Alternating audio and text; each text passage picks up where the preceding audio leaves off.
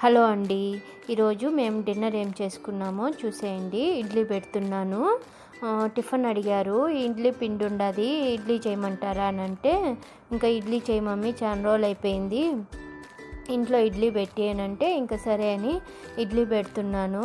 అలానే శనక్కాయ పప్పు చట్నీ చేస్తున్నాను. ఇక్కడ పప్పులన్నీ వేయించి ప్లేట్లోకి పోసేసాను. ఇడ్లీ ఉడుకుతూ ఉంది. ఈ లోపల సామాన్లు తోమేద్దామని తోమి మొత్తము బొలిచ్చేసాను కడిగి.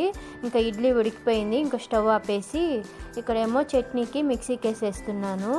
ఈ లోపల మా వారు వచ్చి, నాకు వేడైపోయింది, అది నాకు కడుపు నొప్పిగా ఉంది, వేడి నీళ్ళు పెట్టి అంటే, ఇంకా చక్కెర నెయ్యి వేసి వేడి నీళ్ళు కాంచి తొలిచ్చి ఆయనకి ఇచ్చేసాను.